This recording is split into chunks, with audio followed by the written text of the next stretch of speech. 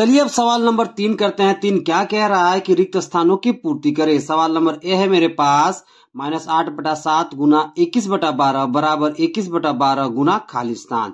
तो देखिए ये देखने से कौन सा गुण लग रहा है बताइए, गुणन का क्रम विनिमय गुण। तो आइए थोड़ा गुणन का क्रम विनिमय गुण समझ लेते हैं, फिर इस खाली स्थान को भरते हैं।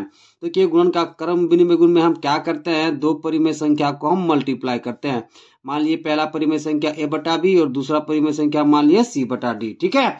अब देखिए गुणन के क्रम विनिमय गुण में हम क्या करते हैं, क्रम को बदल देते हैं। तो देखिए यहाँ पे c/d लास्ट में दिख रहा है तो इसे हम कर देंगे फर्स्ट में। ठीक है।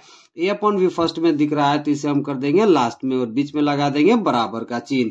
इस गुण को हम क्या कहते हैं बताइए, गुणन का क्रम विनिमय गुण। ठीक है। तो इसी गुण को आपको इस क्वेश्चन में लगाना है। तो देखिए यहाँ पे मान लीजिए a/b का मान यहाँ कितना दिया है बताइए, -8/7 और c/d का मान कितना दिया है तो 21/12। ठीक है। तो देखिए लास्ट वाला कहाँ आ गया है बताइए, फर्स्ट में। ठीक है। तो ये फर्स्ट वाला कहाँ चला जाएगा, लास्ट में। तो खाली स्थान में आप कितना भर दोगे बताइए, तो -8/7 भर दोगे। कितना भर दोगे बताइए, -8/7। ओके। चलिए अब सवाल नंबर बी करते हैं। बी क्या दे रखा है देखिए कि खाली स्थान गुना 15/17 बराबर 15/17 गुना -4/3। ठीक है। ये क्वेश्चन भी दे रखा है गुणन के क्रम विनिमय गुण में। देखिए उसमें क्या करते हैं कि दो परिमेय संख्या को हम गुना करते हैं। मान लीजिए पहला परिमेय संख्या a/b और दूसरा परिमेय संख्या मान लीजिए c/d। ठीक है। तो गुणन के क्रम विनिमय में हम क्या करते हैं बताइए, क्रम को बदल करके गुना करते हैं। देखिए c/d लास्ट में दिख रहा है तो इसे हम कर देंगे फर्स्ट में, a/b फर्स्ट में दिख रहा है तो इसे हम कर देंगे लास्ट में और बीच में लगा देंगे बराबर का चिन्ह। इस गुण को हम क्या कहते हैं बताइए, गुणन का क्रम विनिमय गुण। ठीक है। तो इस कॉन्सेप्ट को इस क्वेश्चन में लगाना है। तो देखिए a/b यहाँ कहाँ था बताइए, फर्स्ट में। तो कहाँ चला गया बताइए, लास्ट में। c/d लास्ट में था तो ये कहाँ आ गया बताइए, फर्स्ट में। तो देखिए यहाँ पे हमको इस खाली स्थान को भरना है। तो देखिए ये फर्स्ट वाला कहाँ चला जाता है, लास्ट में। तो देखिए लास्ट में यहाँ कितना है बताइए, -4/3। तो इसे आप कर दोगे फर्स्ट में, यानी कि खाली स्थान में आप कितना भर दोगे बताइए, तो -4/3। कितना भर दोगे बताइए, -4/3। ठीक है। तो खाली स्थान में कितना भरा जाएगा, तो -4/3 भरा जाएगा। ओके। चलिए अब सवाल नंबर सी करते हैं। सी क्या दे रखा है देखिए कि 9/8 भागा खाली स्थान बराबर -3/2। सवाल कहने का क्या मतलब है कि 9/8 को हम किससे भागा देंगे कि हमें कितना मिले, -3/2 मिले। तो देखिए 9/8 को मान लीजिए हम भागा देते हैं x से। ठीक है। तो हमें कितना मिलेगा बताइए, -3/2। अभी हमें नहीं पता कि 9/8 को किससे भागा देंगे, तो हम मान लेते हैं x से भागा देंगे। अब देखिए नीचे कुछ नहीं तो कितना है बताइए, 1। ठीक है। यहाँ पे 9/8 की जगह 9/8 इस भागा को बदल दीजिए गुना में, तो नीचे वाला ऊपर, ऊपर वाला नीचे, तो ये कितना हो जाएगा 1/x।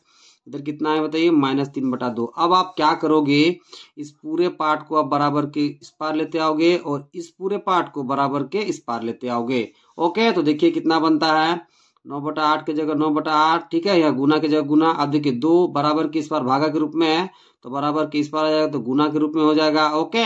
अब देखिए -3 यहाँ गुना के रूप में है तो बराबर के इस पार आ जाएगा तो भागा के रूप में हो जाएगा। ओके। अब देखिए x यहाँ भागा के रूप में है तो बराबर के इस पार आ जाएगा तो गुना के रूप में हो जाएगा। ठीक है। अब कट करिए, देखिए 2 चौका 8। ठीक है। 3 तिया कितना हो जाएगा बताइए, 9।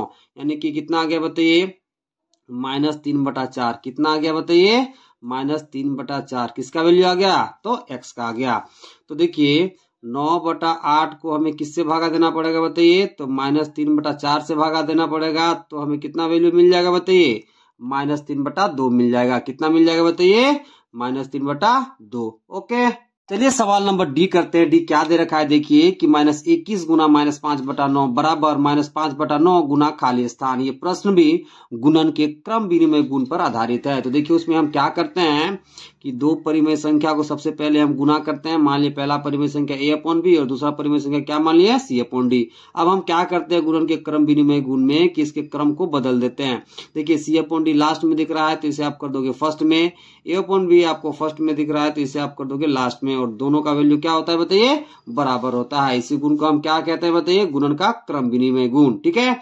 इसी कॉन्सेप्ट को आपको लगाना है प्रश्न डी में। देखिए क्वेश्चन कितना दिया है बताइए, -21 गुना -5/9 बराबर -5/9 गुना खाली स्थान। तो देखिए लास्ट वाला कहाँ आ गया है बताइए, फर्स्ट में। तो फर्स्ट वाला कहाँ चला जाएगा बताइए, तो लास्ट में। तो खाली स्थान में आप कितना भर दोगे बताइए, 21 भर दोगे। ठीक है, नीचे कुछ नहीं तो आप 1 दे सकते हो और यहाँ भी आप 1 दे सकते हो, नहीं भी दोगे तो कोई अंतर नहीं है। ओके, तो खाली स्थान में आप कितना भर दोगे, -21। ओके, चलिए अब सवाल नंबर 4 करते हैं। 4 क्या कह रहा है कि निम्नलिखित के गुणात्मक प्रतिलोम ब्रैकेट में व्युत्क्रम ज्ञात कीजिए। ठीक है, पहला सवाल दे रखा है मेरे सामने 12/23। तो देखिए 12/23 का हमें क्या निकालना है बताइए, गुणात्मक प्रतिलोम। तो देखिए 12/23 का गुणात्मक प्रतिलोम।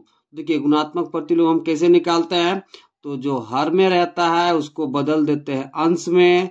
ठीक है, और जो अंश में रहता है उसको बदल देते हैं बताइए हर में। ठीक है, तो 12/23 का गुणात्मक प्रतिलोम कितना हो जाएगा, तो 23/12 हो जाएगा। ओके, आपको क्या करना है, जो भी रहेगा हर में उसे बदल दोगे आप अंश में, और जो अंश में रहेगा उसे आप बदल दोगे हर में। ओके, चलिए अब सवाल नंबर बी का निकालते हैं। गुणात्मक प्रतिलोम ये कितना दे रखा है बताइए, -11/19। तो देखिए -11/19 का गुणात्मक प्रतिलोम क्या बताइए, गुणात्मक प्रतिलोम। तो देखिए गुणात्मक प्रतिलोम कैसे निकालते हैं, जो हर में रहता है उसमें आपको बदल देना है अंश में।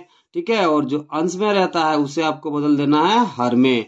ठीक है, तो देखिए -11/19 का गुणात्मक प्रतिलोम कितना हो जाएगा बताइए, तो 19/-11 हो जाएगा। चाहे तो आप इसे इस तरह से भी लिख सकते हो, -19/11। ओके, चलिए अब सवाल नंबर सी का निकालते हैं, गुणात्मक प्रतिलोम। देखिए 5 का हमें क्या निकालना है बताइए, गुणात्मक प्रतिलोम। तो देखिए इस 5 को आप क्या लिख सकते हो, नीचे कुछ नहीं तो कितना बताइए 1। ठीक है, तो 5/1 का हमें क्या निकालना है, गुणात्मक प्रतिलोम। तो निकालिए 5/1 का गुणात्मक प्रतिलोम।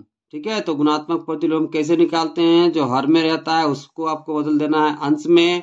ठीक है, और जो अंश में रहता है उसको आपको बदल देना है हर में। तो 5/1 का गुणात्मक प्रतिलोम कितना हो जाएगा, तो 1/5 हो जाएगा, या फिर आप सिंपली कह सकते हैं कि 5 का गुणात्मक प्रतिलोम कितना हो जाएगा, तो 1/5 हो जाएगा। चलिए अब सवाल नंबर डी का निकालते हैं, गुणात्मक प्रतिलोम। तो देखिए सवाल नंबर डी कितना दे रखा है, तो -1। ठीक है, नीचे कुछ नहीं तो कितना है बताइए 1। तो -1/1 का हमें क्या निकालना है, गुणात्मक प्रतिलोम। तो क्या लिखोगे, -1/1 का गुणात्मक प्रतिलोम। तो देखिए आपको क्या करना रहता है गुणात्मक प्रतिलोम निकालने में, जो हर में रहता है उसको आपको बदल देना है अंश में। ओके, और जो अंश में रहता है उसको आपको बदल देना है हर में। ठीक है, अब देखिए 1 भागा लग रहा है -1 से, तो आपको कितना मिल जाएगा, -1, यानी कि -1 का गुणात्मक प्रतिलोम कितना होगा, तो -1 ही होगा। ओके, अब चलिए सवाल नंबर ई करते हैं। ई कितना रखा है बताइए, 2/-5। ठीक है, इसका हमें क्या निकालना है, गुणात्मक प्रतिलोम। तो चलिए निकालते हैं, 2/-5 का गुणात्मक प्रतिलोम। तो हम क्या करते हैं बताइए, जो हर में रहता है उसको बदल देते हैं अंश में। ठीक है, और जो अंश में रहता है उसको बदल देते हैं हर में। ठीक है, तो ये मेरा कितना हो जाएगा बताइए, -5/2, यानी कि 2/-5 का गुणात्मक प्रतिलोम कितना हो जाएगा, तो -5/2 हो जाएगा। ओके।